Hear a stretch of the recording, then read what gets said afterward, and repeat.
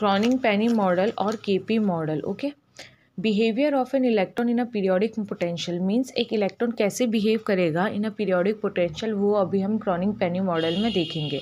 According to KP model, the periodic potential of lattice can be assume the simplest rectangular periodic potential.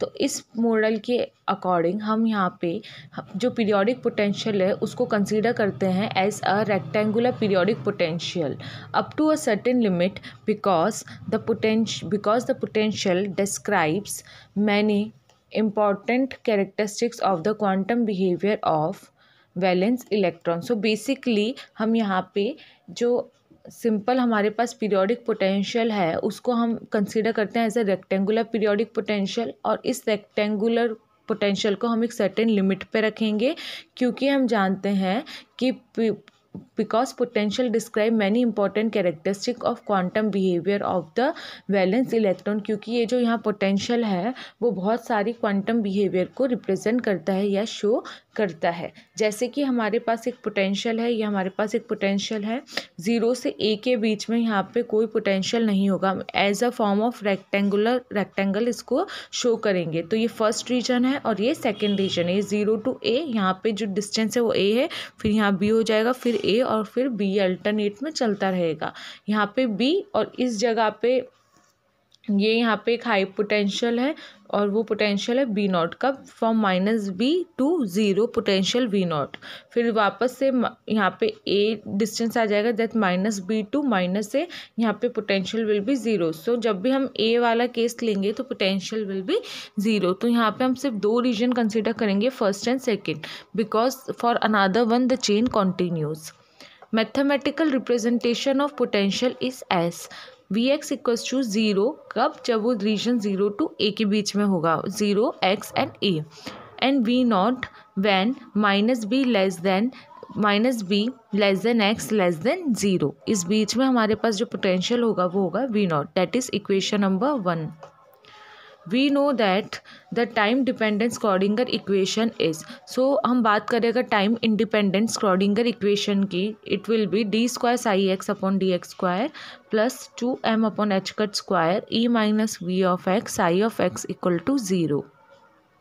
From equation 1, first equation से हम क्या बता सकते हैं कि फर्स्ट इक्वेशन में यहाँ पे जो पोटेंशियल था वो 0 हो जाएगा. So it will be d square psi 1 x upon d x square plus 2m upon H cut square e psi 1 x equals to 0, क्योंकि reason of 0 less than x less than a के बीच में potential is 0.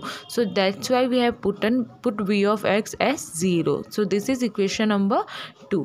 And for second case, d square psi 2x upon dx square plus 2m upon h cut square e minus v of x, here is v naught, so v naught psi 2x equals to 0 for region second. Here if we take minus common, so it will become d square psi 2x upon dx square minus 2m upon h cut square v naught minus e psi 2x equals to 0, equation number 3. Since potential is periodic, then the wave function have the block form as. अगर ये हमारे पास जो मतलब potential है, अगर ये periodic है तो जो वेव फंक्शन होगा वो हमारे पास ऐसा ब्लॉक फंक्शन की तरह बिहेव करेगा.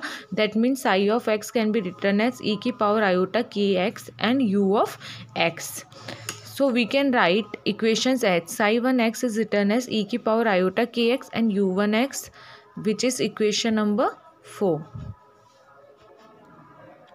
And psi 2x equals to e की power iota kx u2x, equation number 5. ये हमने psi 1 और psi 2 दोनों के लिए लिख लिया. Let L alpha square equals to 2m e upon H cut square, equation number 6, and beta square equal to 2m upon H cut square minus e plus V naught, equation number 4. From equation 2, 4 and 6. So second, fourth and 6 को अगर हम मिलाएंगे तो हम क्या करेंगे कि जो साई 1x था उसकी जगह हमने उस साई 1x का वैल्यू रख लिया d square upon d x square e की power iota k x u 1x, plus उसके बाद जो वहाँ पे था 2m e upon H cut square, उसको हमने अल्फा स्क्वायर रखा और साई 1x की वैल्यू रखी है तो beta square will be equals to 2m upon H cut square minus e plus V naught, equation number 7। From equation 2, 4 and 6 से हमने वहाँ पे ये सारा वैल्यूज़ डाल दिया। सो अब यहाँ डिफ्रेंशिएट करेंगे। So d square upon d x square है, एक बार इस पूरे टर्म को डिफ्रेंशिएट किया तो बाहर डी बाई डी एक्स आ गया एंड ई की पावर आयोटा के एक्स, हमने इसको डिफ्रेंशिएट किया तो D by d x u one of x, हमने यहाँ लगा दिया u इंटू वी से हमने डिफ्रेंशिएट किया। एक को छोड़ो सेकंड का डिफ्रेंशिएशन प्लस सेकंड को छोड़ना है फर्स्ट का डिफ्रेंशिएशन। सो प्लस u1x, इसको ऐसा का ऐसा और इसका डिफ्रेंशिएशन किया तो e की पावर आयोटा के एक्स का डिफ्रेंशिएशन होगा आयोटा के एंड ई की पावर आयोटा के एक्स, ये रहा प्लस अल्फा स्क्वायर ई की power iota k x u one of x and D x. Now इसका एक और बार हमने डिफ्रेंशिएशन किया इस पूरे टर्म का। सो फर्स्ट को एज इट इज़ छोड़ दिया और ये होगा D square upon d x squared u one of x plus अब हम इसको ऐसा का ऐसा लिख देंगे और ई की पावर आयोटा के एक्स का डिफ्रेंशिएशन होगा आयोटा के ई की power iota k x plus फिर इसको एज इट इज़ हम रखेंगे आयोटा के ई की पावर आयोटा के एक्स और यहाँ पे होगा D by d x of you one of x plus you one of x हमने एज इट इज़ रख दिया और बाकी हमने ई की पावर आयोटा के एक्स का किया तो वापस आयोटा के आगे आ जाएगा तो iota k squared, it will be iota k squared and e की power iota k x u one of x plus alpha squared e की power iota k x u one of x equals to 0।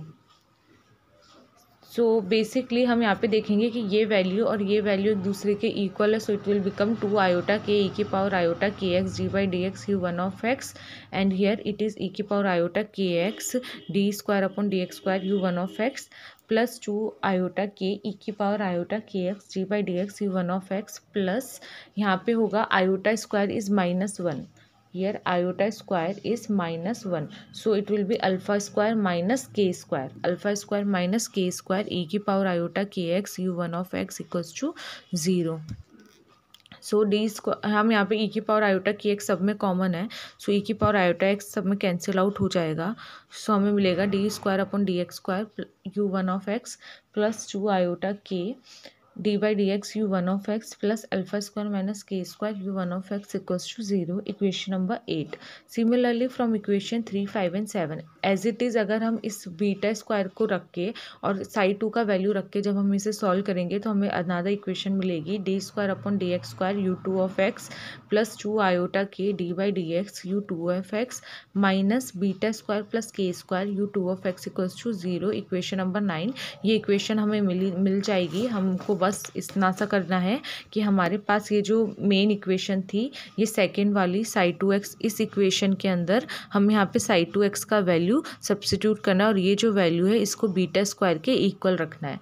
तो हम जब इसे solve करेंगे तो हमें directly जैसे हमने इस इक्वेशन के लिए निकाला था ऐसे ही हम यहाँ पे सेकेंडली u2 ऑफ x वाली भी इक्वेशन निकाल लेंगे। इसका जब सॉल्यूशन हमें डायरेक्टली याद रखना है, solution of equation 8 and 9s u1 is written as a e की power iota alpha minus k x plus b e की power minus iota alpha plus k x and u2 equals to c e की power beta minus iota k x plus g e की power minus beta plus iota k x, that is equation number 10 and equation number 11। The boundary conditions are, इसमें boundary conditions हम लगाएंगे तो पहला condition ये होगा अगर x इक्वल टू 0 होता है तो यहाँ पे हमें u1 इक्वल्स टू u2 मिलेगा। Equation number 12, if x equals to 0 then d u1 by d x equals to d u2 by d x. Equation number 13, u1 is equal to u2 कब, जब x equals to a और x equals to minus b होगा तब। Similarly d u1 by d x at x equal to a will be equal to d u2 by d x at x equals to minus b। यहाँ पे हम जब boundary condition लगाएंगे from equation 11, 10, 11 and 12 means हमें u1 और 0 equals to u2 of 0 करना है। तो a e की पावर 0 प्लस b e की power minus 0 equals to c e की पावर 0 प्लस g e की power minus 0, that we have put x equal to 0। यहाँ से हमें मिलेगा a plus b minus c minus g equals to 0, equation number 16। After that we have to do du1 upon dx equals to du2 upon dx at x equals to 0। जब हम इसका differentiation करेंगे तो ये होगा आयोटा अल्फ़ा माइनस के आगे आ जाएगा, तो आयोटा अल्फ़ा माइनस के ए ई की power iota alpha minus k x plus B ये आगे आ जाएगा minus iota alpha plus k e की power minus iota alpha plus k x at x equal to 0 is equals to यहाँ पे भी हम यही करेंगे, तो सी beta minus iota k e की power beta minus iota k x plus d bracket minus beta plus iota k e की power minus beta plus iota k x at x equals to 0। Means हमने u1 और u2 को differentiate करके एक दूसरे के equal लिख लिया। अब हमें सिर्फ यहाँ पे x इक्वल्स टू 0 अप्लाई करना है। So it will be iota alpha minus के ए ई की पावर 0 प्लस हमने यहाँ पे x की जगह 0 रख लिया, और इसको जब इन जो LHS का वैल्यू है उसको जब हम RHS में लेकर आए तो हमें इक्वेशन नंबर 17 मिल गई। Okay, now another condition is u1 at x equals to a is equal to u2 at x equal to minus b। हमें ये अप्लाई करना है, तो ये हमारे पास हो गया है u1, मतलब हमने थर्ड बाउंड्री कंडीशन जब अप्लाई की, ये रही हमारे पास थर्ड बाउंड्री कंडीशन। मतलब u1 में x इक्वल्स टू a रख देना है, हमारे पास ये रहा u1, यहाँ पे x इक्वल्स टू a रख दो और u2 में x equal to minus b रख दो और इन दोनों को इक्वल कर लो। जब हमने इसे सॉल्व किया तो हमारे पास ये इक्वेशन आई, ये वाली। अब वापस से हमें जो सबको एक साइड लाना है, तो हम RHS वाले को फिर से LHS में ले आएंगे, इसको यहाँ पे लाएंगे तो हमें इक्वेशन नंबर 18 मिल जाएगी।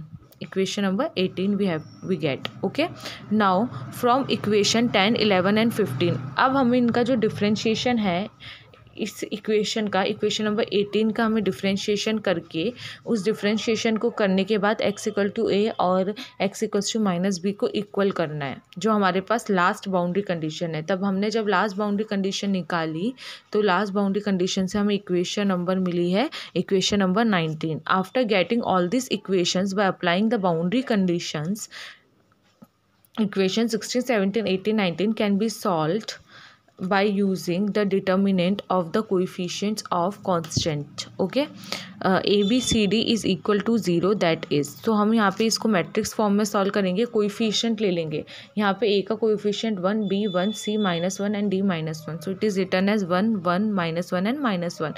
for another equation number 17, coefficient of a is iota alpha minus k, so iota alpha minus k, for b minus iota alpha plus k, for c minus beta minus iota k and beta plus iota के। तो सारी equations में से आपको A B C D के coefficients यहाँ पे लिखने हैं और उन सबको इक्वल कर देना है 0 in a form of matrix. So basically इसको लर्न करने का एक इजी वे भी है। अगर आपको फर्स्ट टू याद है, और इवन सिर्फ 2 याद है, तो इसी इक्वेशन को हमको बाद में ई की पावर में लिखना है, ई की पावर माइनस आयोटा ई की पावर एंड ई की पावर। आफ्टर दैट ये होने के बाद इसका डिफ्रेंशिएशन करना है, तो आयोटा अल्फा माइनस के आगे आ जाएगा। तो ये सब हमने मैट्रिक्स की फॉर्म में बना लिया। ओके, और इन सबको ए बी सी डी के कोएफिशिएंट्स को जब हम मैट्रिक्स का फॉर्म में लिख लेंगे, on solving it we get beta square minus alpha square upon, on solving it we get beta square minus alpha square upon 2 alpha beta sin hyperbola beta b plus cos alpha a cos hyperbola beta b equals to cos k a plus b, that is equation number 20। From equation 6 and 7 beta square minus alpha square, हम जो beta square और alpha square की value रख के उसको minus करेंगे, that is 2m upon H cut square V naught minus A minus 2m A upon H cut square. इसे जब हमने माइनस किया तो हमें इक्वेशन नंबर 21 मिलेगा, that is 2m upon H cut square V naught minus 2e। Okay, now the next thing is V naught minus 2e from equation 20 and 21 2m, हम यहाँ पे वैल्यू रख लेंगे beta square minus alpha square की। So 2m V naught minus 2e upon H cut square 2 alpha beta sine alpha A sine hyperbola beta B plus cos alpha A cos hyperbola beta b equals to cos k a plus B. After that यहाँ से 2 से 2 cancel हो जाएगा, तो m b naught minus 2e upon H cut squared alpha beta, यहाँ पे हम multiply और डिवाइड कर देंगे a b upon a b से, sine alpha A sine hyperbola beta B plus cos alpha A cos hyperbola beta b equals to cos k a plus B. Now यहाँ पे हमने जब b अंदर multiply कर दिया तो m में यहाँ आ गया V naught b minus 2 upon H cut square, ये अल्फा a इसके नीचे लिख लिया, बीटा b इसके नीचे लिखा, plus cos alpha a cos hyperbola beta b equals to cos k a plus b. It is difficult to solve this equation, so Cronin-Penney describe a situation in which V naught tends to infinity and B tends to 0 and V naught B is a finite value which is called as barrier strength and EB equals to 0. So from equation 22, so ये equation solve करना बहुत मुश्किल था, इसीलिए Cronin-Penney ने decide किया कि जहाँ पे भी हमारे पास वैल्यू आएगी बीटा बी की, उस वैल्यू को हम 0 के इक्वल रख देंगे. तो beta b 0, so it will be m a V naught b upon H cut squared sine alpha a upon alpha a. यहाँ पे बीटा बी हमने क्या किया, बीटा बी टेंस टू 1, यहाँ पे sine hyperbola beta b will tends to 1, तो ये 1 हो जाएगा, प्लस यहाँ पे बीटा बी टेंस मतलब बीटा बी जो है हमारे पास वो वैल्यू ऑलमोस्ट हम 0 के इक्वल ही लिखेंगे. तो cos alpha a equals to cos k a equals to cos k a which is equation number 23. Because हम जब यहाँ पे लिमिट टेंस टू 0 लगाएंगे तो sine hyperbola beta b upon beta b 1 होता है and limit b tends to 0 cos hyperbola beta b will be 1. Let p equals to m a V naught b upon H cut squared. So from equation 23 we can write p sine alpha a upon alpha a plus cos alpha a equals to cos k a, equation number 24, and this equation is known as Cronin-Penney equation. Here P is known as scattering power of the barrier and equation 24 is known as Cronin-Penney equation. If V naught case 1, तो first case हम पढ़ेंगे, अगर we note का value हमारे पास 0 हो जाता है, इस कंडीशन में हमारे पास वी नोट 0 होगा तो पी का वैल्यू भी आएगा हमारे पास 0. सो फ्रॉम इक्वेशन 24 अगर पी 0 हो गया तो cos alpha a equals to cos k. So alpha a equals to k, alpha की वैल्यू हम रखेंगे under root 2m upon H cut squared a equals to k. A and A cancel out to each other and on squaring we can write 2me upon h cut square equals to a square. यहाँ से हमें energy का value मिलेगा h cut square k square upon 2m. h cut k is nothing but p, that is momentum. So p square upon 2m. So energy equation p square by 2m is derived from Cronin-Penney model, that is equation number 25. In another condition, if potential V naught tends to infinity, then P also tends to infinity. For this, sin alpha A equals to 0. So sin alpha A will be equals to sin n pi. Alpha equals to n pi. On squaring, alpha square A square equals to n square pi square. From here, we get another value of energy E equals to n square pi square h cut square upon 2m A square, equation number 26. Here, energy does not depends on K. In this case, energy levels are discrete. This results in the same as that of one-dimensional potential box. Equation 24 is the condition for the solution of wave equation. Energy does not depends on K. In the case, energy levels are discrete and this results is same as that of the one-dimension box. Equation 24 is the condition for solution of wave equation to be exist. So here it is the diagram which is known as Brillouin zone diagram. So from we can know that अगर हम बात कर रहे हैं कि p sin alpha upon alpha plus cos alpha है, that means that दो same quantity तभी ऐड होगी जब वो सेम होगी. तो यानी कि कॉस अल्फ़ा ए का वैल्यू जो है वो माइनस कॉस का वैल्यू -1 से 1 तक रेंज करता है, इसीलिए हमने यहाँ लिया है -1 से 1, बिकॉज कॉस की मैक्सिमम और मिनिमम वैल्यू होती है -1 to 1. दैट मीन्स दैट कि जो P sine alpha upon alpha ए होगा वो भी रेंज करेगा -1 से +1 के बीच में. तो यहाँ पे हम लेंगे पाई 2 पाई और 3 pi which is the value of alpha a. So इधर भी हम लेंगे -पाई 2 पाई एंड -3 पाई. तो ये ग्राफ कुछ ऐसा बनेगा, ऐसा बन के हमको दिखेगा. यहाँ इस वक्त जो बाउंड्री होगी इसको कहेंगे अनअलाउड रीजन्स और यहाँ का जो स्पेस होगा उसको हम कहेंगे अलाउड रीजन्स. इसका अभी देखेंगे कि कैसे बन रहा है. RHS gives the value between +1 and -1 where LHS does not give. This is explained by the above graph. So ये जो हमारे पास अभी ग्राफ है वो ये बता रहा है कि आपके पास जो मतलब यहाँ पे हमारे पास इस इक्वेशन में जो P साइन अल्फ़ा अपॉन ये जो हमारे पास इक्वेशन थी P sine alpha upon alpha a plus cos alpha a equals to cos k, इस इक्वेशन में जो RHS है, क्योंकि पूरा कॉस का टर्म है तो वैल्यू -1 to +1 देगा, पर यहाँ पे साइन वाला भी टर्म है प्लस में, तो ये वैल्यू जो रेंज करेगी वो ज़रूरी नहीं कि वो -1 से +1 के बीच में ही रेंज करे। तो ये डिफरेंट हो गया ना कि हमारे पास इधर आने वाला वैल्यू तो गारंटी +1 से -1 है RHS वाला, पर क्योंकि LHS वाला वो वैल्यू नहीं है, इसीलिए हमें अनअलाउड रीजन्स भी देखने को मिलते हैं। The conclusion is given as if Ka is varied from 0 to pi, then cos Ka vary from -1 to +1 to -1. So from equation number 24, P sin alpha A upon alpha A plus cos alpha A can vary from +1 to -1. That is, ये +1 से ये value -1 के बीच में रहना चाहिए. It is impossible, जो ये हो नहीं सकता क्योंकि यहाँ पे साइन वाला भी टर्म है. So these regions are known as forbidden regions. इन्हीं regions को हम कहते हैं forbidden region या forbidden band in which motion of electrons are not allowed, जहाँ electrons का motion allowed नहीं है.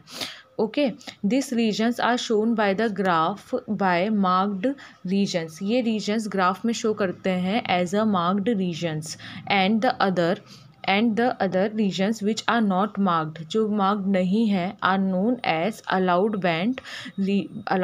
ठीक है, उनको कहते हैं allowed band. In this band motion of electrons are allowed. जो region mark नहीं है उन्हें allowed band कहते हैं, और यहाँ पे electrons का motion allowed है. Allowed energy bands are finite in number in the energy spectrum, which are separated by the forbidden energy bands. Okay, at the boundary of allowed energy band, cos Ka equals to ±1, so cos Ka equals to cos n pi, Ka equals to n pi, so K equals to n pi by a. That's why ये जो हमारे पास range हुआ है ये हमारे पास इसी format में हुआ है. According to Cronin-Penney, if a graph is plotted between energy E and K for a electron, a parabolic curve is obtained which is discontinued at. So जो कर्व होगा वो रीजन किन में ±π/a, ±2π/a and ±3π/a, because k equals to n/a अभी हमने निकाला है. The k region surrounded by the discontinuities are known as Brillouin zones. तो k रीजन जहाँ पे डिसकंटिन्यूटी आएगी उसी को हम कहेंगे ब्रिलियन जोन. जैसे कि हमारे पास ये k है, ग्राफ k, और हमारे पास e के बीच में है, तो 0 to π/a में हमें मिल रहा है अलाउड एनर्जी बैंड.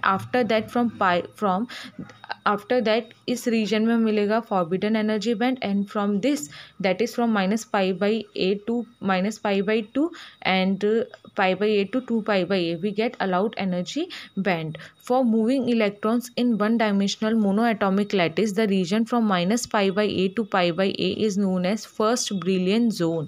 इस रीजन को हम कहते हैं -π/a to π/a को first brilliant zone, and the region between -2π/a to -π/a and from π/a to 2π/a, इसी को हम कहते हैं second brilliant zone. That is all for the KP model.